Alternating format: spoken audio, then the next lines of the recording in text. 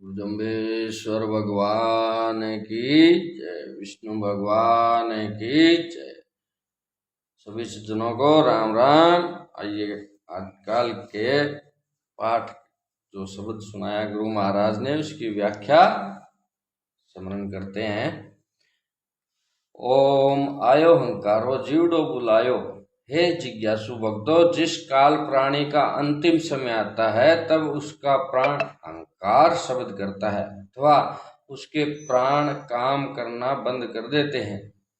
यह जीवात्मा इस शरीर को छोड़कर अपने पुण्य अथवा पाप के अनुसार विष्णु भगवान के दूतों या यमराज के दूतों के साथ परलोक में जाता है। कह जीवड़ा क्या करण कमायो। परलोक में जाने पर जीवात्मा से प्रश्न पूछा जाता है कि हे जीवात्मा, तूने क्या क्या शुभ अथवा अशुभ कर्म किए। थर हर कांपे जीवड़ो डोले, तब धर्म विरुद्ध कर्म किया हुआ पापी जीवात्मा अपने पाप कर्मों को स्मरण करता हुआ भय के कारण थर थर कांपने लगता है। उत माई पीव न कोई बोले, जिन माता पिता स्त्री व पुत्र आदि के लिए जीवात्मा ममता के वश में होकर पाप कर्म करता है, यमराज के सामने वे कुछ भी बोलकर सहायता नहीं करते। सुकृत साथ संगाई चाले, जो व्यक्ति शुभ कर्म करता है उस व्यक्ति के शुभ कर्म पुण्य स्वरूप सूक्ष्म रूप धारण कर उसके साथ जाता है। वहां पर वह पुण्य दुष्ट यमदूतों से बचाकर जीवात्मा को उत्तम लोक में ले जाता है। स्वामी पवना पानी नवन करंतो, चंदे सूर्य शीश नवंतो। पुण्य आत्मा जीव परम पिता परमात्मा के पास उत्तम लोक में जाकर कहता है कि हे भगवान, इस सेवक ने जीवन पर्यंत पवन पानी चंद्र व सूर्य को आपका अप्रोक्ष स्वरूप जो दिखाई देता है अथवा इंद्रियों के द्वारा अनुभव किया जाता है मानकर भक्ति भाव पूर्वक नमस्कार किया है। विष्णु सुरापों पूछ लें तो, हे भगवान, मैंने अपने अनन्य भक्तों का संग कर आपकी प्राप्ति का मार्ग उनसे पूछा है। इन खोटे जनमंत्र स्वामी अहनिस्तेरो नाम जपंतो, हे देवों के देव, यद्यपि मैंने इस देह से कुछ खोटे काम भी किए हैं तथापि आप मुझे क्षमा करें, क्योंकि यह शरीर पाप व पुण्य के संयोग से ही प्राय मिलता है। अतः कुछ अकर्म भी शरीर से प्राय हो जाते हैं। तब भी मैंने रात दिन आपके ध्यान व स्मरण में आयु का अधिक भाग बिताया है। निगम कमाई मांगी मांग, सुरपति सात सुरा सुरंग, सुरपति सात सुरासु मेलो। विष्णु भगवान उस जीवात्मा द्वारा की हुई संपूर्ण शुद्ध व अशुद्ध क्रियाओं को देखकर उसे देवलोक में देवताओं के साथ पुण्य आत्माओं के साथ उचित स्थान देते हैं। निज को खोज ध्याये, हे सभ्यगणों, मनुष्यों को सदा अपने जीवन में शुभ मार्ग का पथिक बनना चाहिए, जिससे इस लोक तथा परलोक में दुखों का सामना न करना पड़े। भूम भली किसान भी भला, बूठो है जहाँ बाह्य उत्तम भूमि हो और उत्तम किसान हो, तथा जब वृष्टि हो वर्षा हो उसी समय ठीक ढंग से बीज बोए। कर्षण करो स्नेही खेती, तिसिया साख निपाइए, तथा पूरी लगन व प्रीति के साथ घास आदि से अनाज के पौधों की रक्षा करे तो अच्छी फसल होगी। लूण चुन लियो मुरा तब कियो, फिर फसल पक जाने पर उसे ठीक ढंग से इकट्ठा करे। कण काजे खड़ गाइये, पराल को गाहे, अर्थात अन्न के दाने फूस तूड़ी से अलग हो ऐसा उपाय करें। उत्तम कुल में जन्म पाना यह एक प्रकार की उत्तम भूमि है। प्राणी को उत्तम जिज्ञासा होनी यही कृषि है। ईश्वर की कृपा से सतगुरु की प्राप्ति होना वर्षा है तथा सत्संग रूपी बीज बोना चाहिए और प्रीति के साथ श्री विष्णु भगवान का जप व ध्यान करें, जिससे उसका अंतःकरण शुद्ध हो जाए। तब परमात्मा की कृपा से पुण्य कर्मों के प्रभाव से पापों का नाश करे। कण तुष झेड़ो होए न वेड़ो, पुण्य कर्म रूपी कण पाप रूपी तुष से अलग हो जाए, ऐसा सरल उपाय है। गुरुमुख पवन उड़ाइए। सतगुरु का पवन रूपी सच्चा उपदेश अथवा दूसरा अर्थ यह भी है कि मानव जब जप व ध्यान आदि के द्वारा साधना करता है तब उसके अंतःकरण में एक ओर तो परमात्मा की प्रीति के शुभ विचार रहते हैं, दूसरी ओर संसारिक राग द्वेष वाले अशुभ विचार भी जो बहुत पुराने हैं वे भी पड़े रहते हैं। अतः उन राग द्वेष वाले अशुभ विचारों को सतगुरु के उपदेश से दूर करना चाहिए। पवना डोले तूस उडेला कण ले अर्थ लगाइए। पाप कर्म रूपी तुम सतगुरु के उपदेश रूपी वायु से उड़ जाएगा और पुण्य कर्म रूपी कण से स्वर्ग की प्राप्ति होगी, अर्थात अच्छे विचारों से तथा पुण्य से परम गति मिलती है। यों क्यों भलो जे आप न करी जरिए ओरा अजर जराइए। वह पुरुष किस प्रकार श्रेष्ठ कहा जा सकता है जो स्वयं काम क्रोध राग द्वेष आदि को न छोड़े तथा दूसरों को छोड़ने का उपदेश करे। यों क्यों भलो जे आप न फरिए और अफर फराइए। कोई व्यक्ति स्वयं निंदा चुगली आदि कुकर्म करता हुआ भी दूसरों को उपदेश करे कि निंदा आदि न करो तो ऐसा व्यक्ति भी श्रेष्ठ नहीं है। यों क्यों भलो जे आप न डरिए और अडर डराइए। कोई पुरुष अधर्म व धर्म को जानता हुआ भी अधर्म वाले पाप कर्मों से नहीं डरता परंतु दूसरों को कहता है कि तुम पाप कर्मों से डरो, तो इस प्रकार कहने वाले व्यक्ति से दूसरों पर कोई असर नहीं पड़ता। यों क्यों बोलो जे आप न मरिए ओरा मारण दाइए। जो पुरुष शास्त्रों का अध्ययन कर मन की वृत्ति को सांसारिक विषयों से हटाकर परमात्मा में नहीं लगाता तथा अभिमान आदि अंदर रहने वाले शत्रुओं को नहीं मारता परंतु केवल दूसरों से कहता है कि अभिमान आदि शत्रुओं को मारो, तो उससे भी जनता पर अच्छा असर पड़ना असंभव है। पहले क्रिया आप कमाइए तो औरा ने फरमाइए। अतः कोई सज्जन या संत सद्धर्म तथा सद्विद्या का प्रचार करना चाहे तो सदाचार को पहले आप धारण करें, पश्चात दूसरों को उपदेश करें। जो कुछ कीजिए मरने पहले मत भल के मर जाइए। जो कुछ शुभ कर्म यज्ञ अध्ययन दान जप तप आदि करने की इच्छा हो तो शरीर छूटने से पहले ही कर लें, न जाने प्रभात पर्यंत शरीर की स्थिति रहे या नहीं, क्योंकि यह शरीर क्षण भंगुर है, अर्थात एक क्षण में इस शरीर का नाश हो सकता है। सोच स्नान करो क्यों नाही, जीवड़ा काजे नहाइए। सोच दो प्रकार का होता है, पहला बाह्य और दूसरा अंदर का। जल तथा मिट्टी से शरीर को शुद्ध करना बाह्य सोच कहलाता है तथा अंतकरण की मन की शुद्धि को अभ्यंतर अंदर का सोच कहते हैं। स्नान के 5 भेद हैं, जप स्नान, तप स्नान, इंद्रियों को निग्रह करना, प्राणी मात्र पर दया करनी तथा 5वां जल स्नान।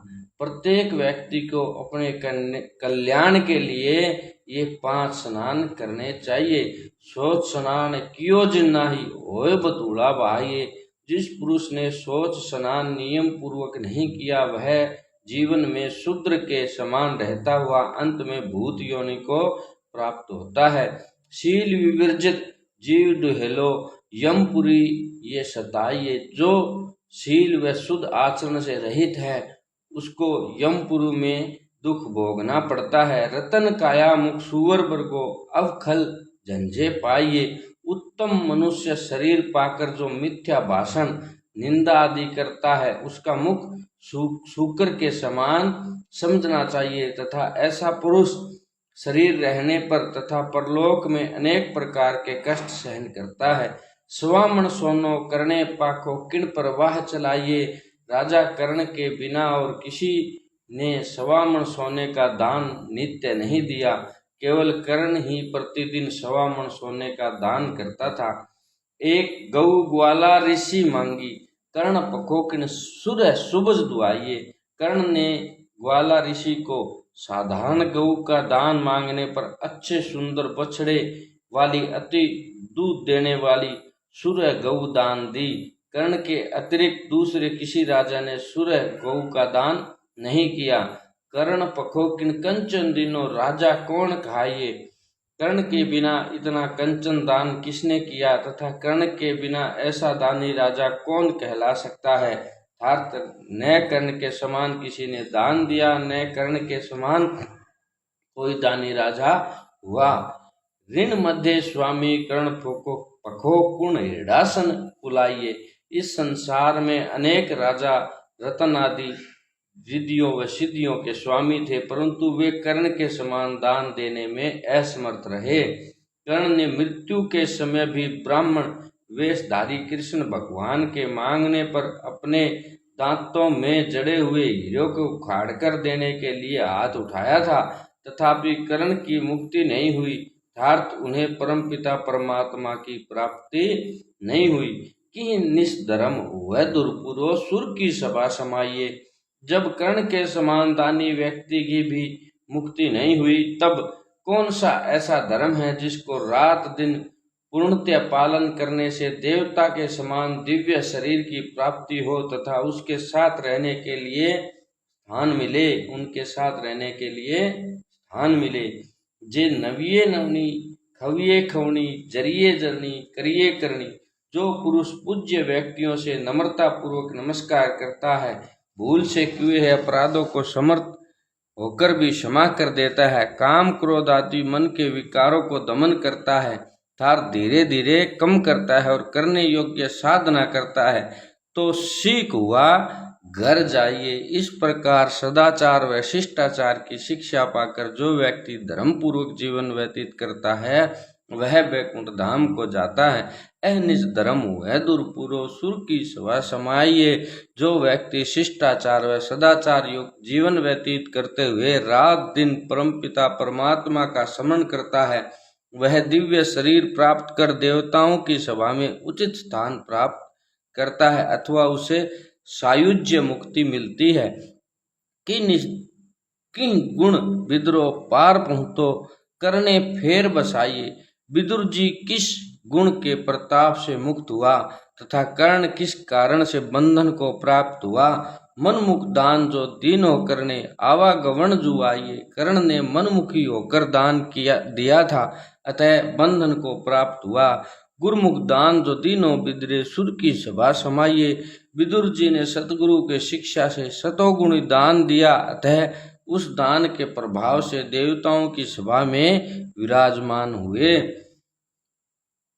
शक्ति के अनुसार दान करना चाहिए। ऐसी बुद्धि रखकर बदले में इच्छा न रखकर उत्तम पात्र को देश काल की परिस्थिति देखकर जो दान दिया जाता है वह सात्विक दान है। श्री जम्बेश्वर भगवान ने कहा, सात्विक दान का फल अनंत गुणा होता है। जो रात दिन संसारिक इच्छा छोड़कर परमात्मा के चिंतन में लगा हुआ है, वह भी परम सात्विक दान करने वाला माना जाता है, क्योंकि ऐसे व्यक्ति ने अपने मन की वृत्तियों का दान परमात्मा के चरणों में कर दिया। निज को पाखो पार असीपुर। अपने वास्तविक मार्ग के बिना मिले प्राणी इस सुख दुख वाले संसार सागर से पार कभी नहीं जा सकता। जीव का वास्तविक मार्ग परमात्मा का स्मरण व ध्यान है, क्योंकि आत्मा परमपिता परमात्मा का एक अंश है। जब तक वह अपने पूर्ण अंशी परमात्मा से नहीं मिलता, तब तक उसे नाना प्रकार की छोटी बड़ी योनियों में जाकर भिन्न भिन्न प्रकार के कर्म करने पड़ते हैं तथा उन कर्मों के अनुसार सुख व दुखों को भोगना पड़ता है। जाने गीत विवाह गाइए। जिस प्रकार विवाह के गीत विवाह के समय ही प्रिय लगते हैं, उसी प्रकार सभी सांसारिक पदार्थ थोड़ी देर तक प्रिय लगते हैं, अच्छे लगते हैं। भ्रमी मूला वाद विवाद भ्रांत पुरुष सत्य असत्य धर्म और अधर्म को यथार्थ रूप से न जानने वाला सब धर्म को भूलकर वाद विवाद में लगा रहता है। आचार विचार न जानत स्वाद शुद्ध आचरण पूर्वक जीवन व्यतीत नहीं करता, अतः परमात्मा के स्वरूप को नहीं जानता तथा परम आनंद से वंचित रह जाता है। काम क्रोध लोभ इन तीनों विकारों से यह जगत मोहित हो रहा है, अतः मुझ गुणातीत अवयव निर्विकार परमात्मा को नहीं जानता। कीर्ति के रंग राता मूर्खा मन हटमरत पार गिराए कि उतरे। जो व्यक्ति मूर्खता वश होकर झूठी बढ़ाई के लिए धर्म विरुद्ध कार्य करता है, जैसे हवन, विवाह, त्योहार आदि के शुभ अवसर पर दूसरे व्यक्तियों को शराब आदि पिलाता है तथा वेश्याओं को नचाता है, वह व्यक्ति कभी भी परम गति परमात्मा को प्राप्त नहीं कर सकता। ऐसा व्यक्ति धन संपत्ति से रहित होकर शीघ्र ही दुखी जीवन व्यतीत करता है। श्री जम्बेश्वर भगवान के पास बैठे हुए जमाती पुरुषों में यह प्रसंग चला कि कैसे पुरुष को दान उचित है तथा जिस किसी को दान देने से पुण्य होता है या नहीं। तब किसी सज्जन ने कहा कि भूखे प्राणी को दान देना ठीक है। किसी ने कहा विष्णु भगवान के अनन्य भगत को दान देना श्रेष्ठ कर है। तदुपरांत वेदवाणी के प्रवर्तक नित्य मुक्त श्री देव जी ने उन्हें सदुपदेश सुनाया, जो कल के पाठ में श्रवण करेंगे। बोले श्री गुरु जम्बेश्वर भगवान की।